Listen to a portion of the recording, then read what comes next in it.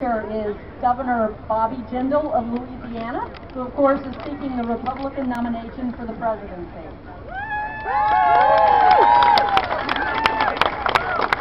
Mr. Jindal first served in the U.S. House 2 terms. He was elected governor in 2008, re-elected in 2012. He's prevented by term limits from seeking a 3rd term. Governor Jindal, welcome to the Register Soapbox. Thank you all very much, and thank you so much for having me. Folks, I want to tell you what I think this election is all about. It is all about saving the American dream and the idea of America. Look, every time President Obama speaks, it's all about redistribution. It's all about government spending. It's all about government dependence. I don't know about you, but that is not the American dream that our parents taught us. I want to briefly tell you my parents' story and then tell you what we have got to do to fight and save the American dream. You know, my parents, they have lived the American dream. My dad is one of 9 children.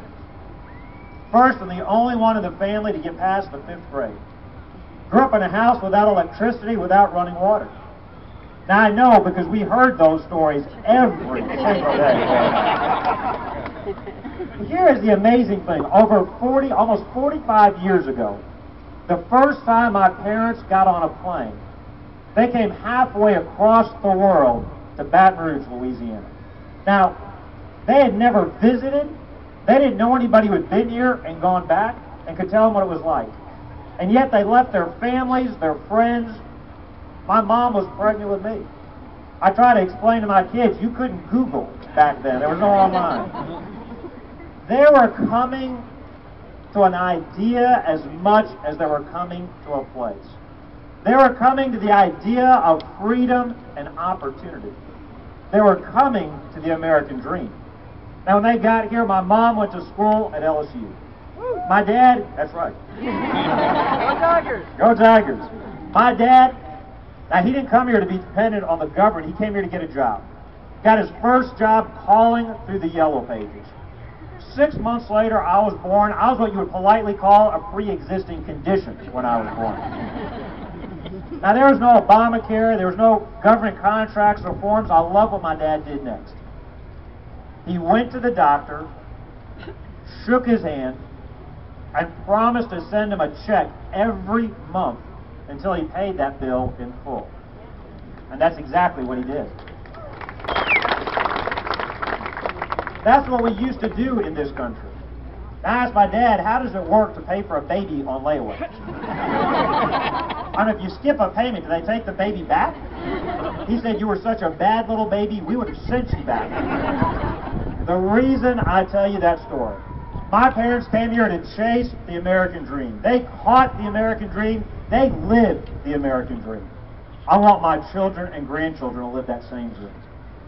And while I'm talking about my parents, I might as well go ahead and say this as well. When my parents came to this country, they came to this country legally when they came to this country.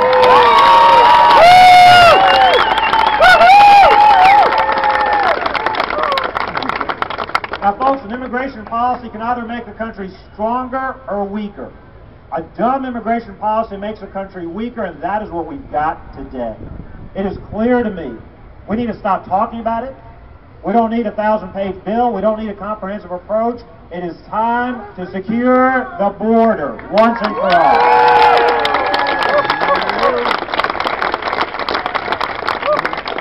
Now look, we could get it done in 6 months if we were serious.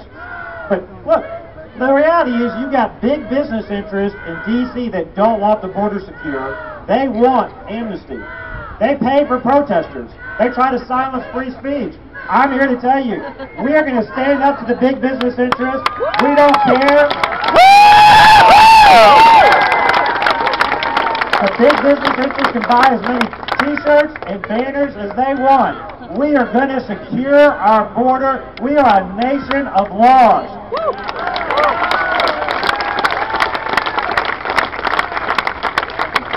The Republican Party is not the party of big government. We should not become the party of big business either.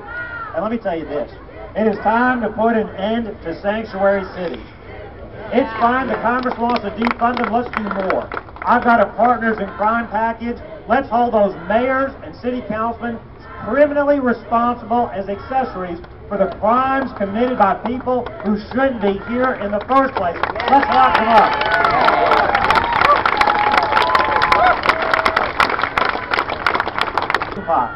Here's the ridiculous thing. They think that it's politically incorrect to say if you want to come here, you should want to be an American. I'm here to tell you that folks that want to come here, if you want to come to our country, come legally. Learn English. Yes!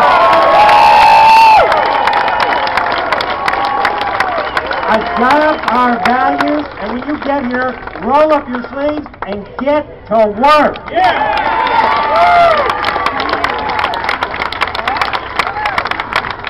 I don't know about you, but I'm tired of the hyphenated Americans. We're not African Americans, we're not Asian Americans, we're not rich Americans, we're not poor Americans. We're all Americans, and it's time to stand up to this nonsense. The divider-in-chief does not want us. He wants us to continue. The left says it is politically incorrect. I think it is foolish. If you want to come to this country, you should want to be an American. If you don't want to be an American, don't come here. Nobody is forcing them to come here in the first place. Let's be clear. Immigration without assimilation. Immigration without integration. That's not immigration. Immigration without assimilation is invasion, and we must not let that happen in America.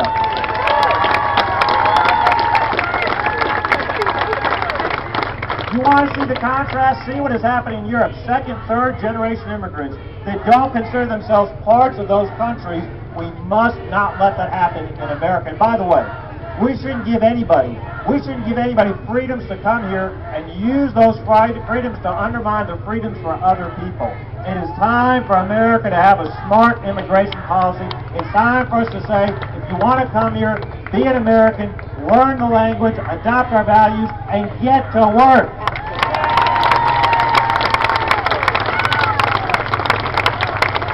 And again, the big business interests, they can send them on as many junkets as they want. They can try to interrupt as many speeches as they want. They can buy as many t-shirts as they want.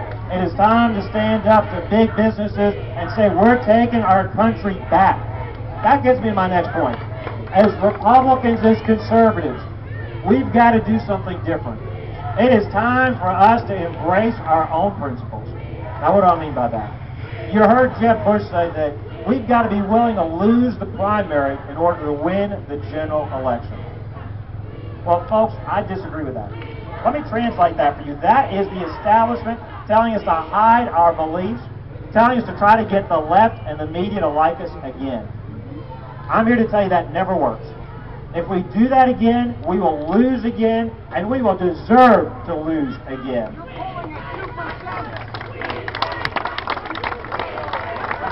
It is time for us to embrace our own principles. You know, when did the conservatives decide to give up fighting for our beliefs? When did we decide to quit on the American dream? Conservatism is not dead in America. It is simply dead in Washington, D.C. It is time for us to stand up to the permanent political insiders. They took the majority last year. What changed in D.C.? Nothing. They told us they would fight amnesty. They told us they would repeal Obamacare. Nothing is changed. The reality is the leaders in D.C., they were happy the Supreme Court ruled against us on Obamacare. They're afraid of winning. Only in D.C. is losing a good thing. I'm here to tell you this. They are scared to fight for freedom. They are scared to fight against a new government entitlement. We can't afford what we've got. They're afraid to fight against universal coverage. They're afraid to fight for less government dependence. It is time for us to stand up and take our party back. We need to force term limits down their throats. It is time for us to put an end to this nonsense of career, lifetime, permanent politicians. Let's take America. Think how different our country would be if they had to live under the same rules they apply to the rest of us. It is time for us to get part-time, term-limited legislators, and let's pay them for every day they stay out of D.C. rather than every day they go to D.C. We need to shrink our government. Now, folks, I want to say something that's politically incorrect. The idea of America is slipping away. The idea of America is slipping away right in front of us. What do I mean by that? What I mean by that is that many Americans are tempted to take America for granted. My parents would never take America for granted. Every day they give thanks they were blessed to be born in the greatest country in the history of the world. But look what we're seeing. Hillary Clinton, Barack Obama, they're trying to turn the American dream into the European nightmare. Give Bernie Sanders credit. At least he's honest enough to call himself a socialist. These other two aren't any better. They just won't admit it. But the idea of America is slipping away from us. $18 trillion of debt. Planned Parenthood using our taxpayer dollars to tear apart babies and sell their organs across this country. Our government creating an entitlement program we can't afford the ones we've got today. Our president who's made war on trans fats and a truce on Iran, the greatest sponsor of terrorism in the world. Our president who's so politically correct, he can't even say the words radical Islamic terrorism. How is it going to be our enemies if he can't even define our enemies? Our president who won't stand with Israel. A president who time and time again grows government. He's got the EPA regulating the water in our backyard. We've got now a bigger, more expansive, more expensive, more intrusive federal government than ever before. The idea of America is slipping away. And that is why it is time for us to stand up and take it back. I don't know about you, I'm not going to let the idea of America slip away as long as I've got breath. I will do everything I can to get the idea of America back.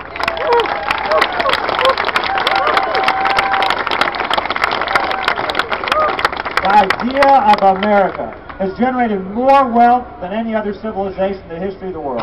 It has done more for freedom than any other civilization in the history of the world. It has done more to fight for the defenseless than any other civilization in the history of the world.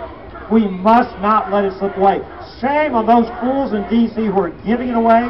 Shame on us if we allow them to do that. I'm here to tell you, there are a lot of great speakers running for president. You got a lot of folks. And look, I'm not the best looking candidate. My daddy wasn't president. I don't have a reality TV show. But I've got the backbone, I've got the bandwidth, I've got the experience to get this job done. And I'll be ready on the first day. We can't afford the next commander-in-chief will be across the table from a Putin or from an Ayatollah. He better not need a teleprompter, talking points, or a great staff. We need a president who can do this job on the first day. I'm asking you to believe again. I'm asking you to fight with me with God's grace. We can rescue the idea of America before it slips away. But we cannot waste a minute. I'm asking you to believe again today and to join up today. Not tomorrow, not next week, not next month. And I'll say in closing, those folks sent out here by the big business interests, the folks that want open borders and amnesty, if you want freedom, follow the laws. Do what my parents did.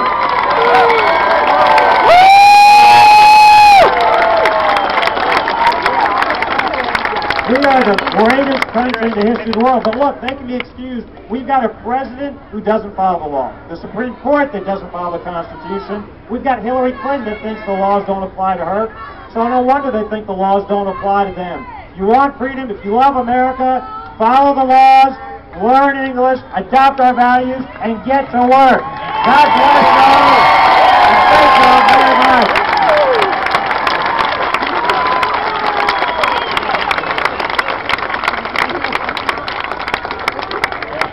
All right, we got time for questions. Yes, sir. Sure. Safe, reliable, affordable electricity. Look, we've got to do all of the above. This president wants energy to be scarce and expensive. We got to have solar, we got to have ethanol, we got to have wind, we got to have oil, we got to have gas, we have to have clean coal, we have to have nuclear, we have to have it all, and we got to get the EPA out of the way. Let's be honest, they want energy to be scarce and expensive, so we're dependent on government. He bragged in his State of the Union about increasing oil and gas production. It's like the rooster taking credit for the sun coming up. Production is going down on federal lands and waters, up on private lands and waters. We need affordable energy. We can start by getting the EPA out of the way. Yes? How do you create more good jobs? How do you define good jobs? Good jobs are jobs that pay well, that offer benefits. The way you create more good jobs we can't have the highest tax rate in the world. Got to lower the tax rate. Secondly, you got to shrink the government. Look, you either grow the government economy or the American economy. They're mutually exclusive. Every Republican talks about cutting government. I'm the only one that has done it. There's not two, there is one.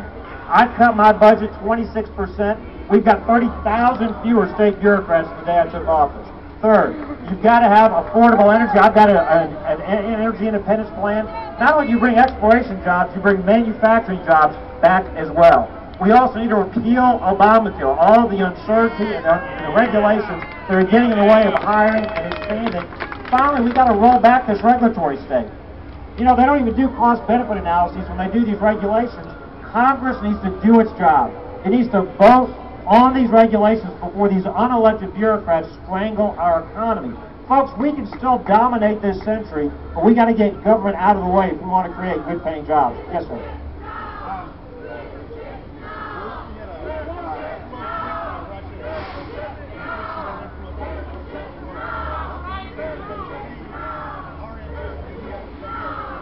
A great question about the rising influence of Russia and China. What can we do to maintain our influence? We've got to stop hollowing out our military. Look, this president thinks weakness is the key to peace. Weakness is provocative to evil. It never works. You've got Putin in eastern Ukraine. You've got China ascendant in Asia. You've got ISIS across the Middle East because he has hollowed out our military and tried to retreat from the world. Reagan understood peace through strength actually works. I never want our military in a fair fight. I want our military to dominate any fight we ever send them into. I think it's unfair to send them into a fight without the resources they need. Yes, sir. The question was, how do we spread the Republican message to youth? Look, I think a lot of young people, two things I would ask any voter, but especially our young voters. One, are you really better off than before President Obama got elected? Your premiums didn't go down $2,500. Those good-paying jobs he promised didn't materialize. All the things he said the world would be safer. Now he's telling us he can't beat ISIS in a generation. There'll be a generational conflict. So the first question asked was, are you really better off? And then secondly, I'd say, who is smarter? Who knows better how to run your life? You or the government? The left thinks you're not smart enough to buy your own insurance. They don't think you're smart enough to have First Amendment religious liberty rights. They don't think you're smart enough to have Second Amendment gun rights. They don't think you're smart enough to decide how your kids should be educated. They don't think you're smart enough to spend your own money. They don't think you're smart enough, if you live in New York, to be able to know how many Big Gulps you should be drinking. And by the way, I suspect Michelle Obama would have a heart attack based on all the food we're going to have to eat. So I would ask, who do you trust to live your lives, you or the government? And I will say this to the president. I will defend my children from microwave popcorn, Oreos, and deep-fried candy bars if he will do his job as Commander-in-Chief and defend us from radical Islamic terrorists. Do you think an employer should be able to fire an employee based on their sexual orientation? I think I heard the question. Look, I'm not for discrimination against anybody, but I also don't think the government should be intruding on the matters. Like right now, what I worry about is you've got an all-out assault against Christian business owners. I think there are Christian florists, I think there are Christian musicians and caterers that are being forced to choose between following their conscience and being able to operate their business. The real discrimination we see today are against individuals that want to continue to believe in marriage being between a man and a woman. As a Christian, I don't think a court can redefine the definition of marriage. I think I signed an executive order in Louisiana saying we won't discriminate against business owners or individuals who have a traditional view of marriage. Now the ACLU is suing us. I think that's hypocritical. Instead, so look, I think we're all created equal in God's eyes. I'm not for discrimination. I think the discrimination that's happening today is against Christian business owners and individuals that want to follow their conscience. Yes, sir.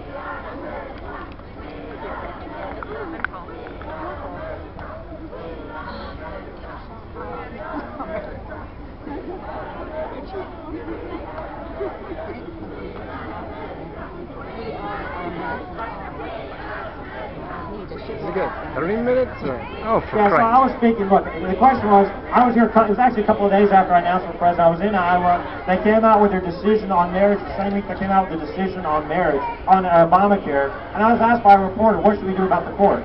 And I said pretty glibly, I'll be honest, look, I say what I think whenever I'm asked. I said, well, look, if the court can't be bothered to read the Constitution, according to Scalia, the words no longer have meanings, they can't read a dictionary.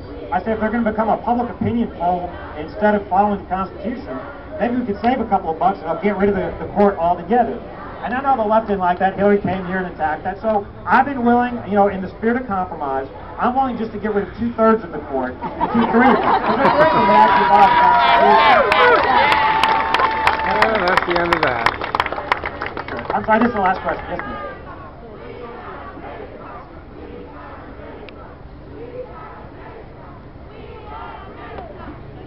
Jesus Christ, asshole. Ask the goddamn question. Thank you. She said a lot of the people she works with says every politician's a liar, and she says the question is, well, one of them's got to be a good one. She's asked me, am I a good one?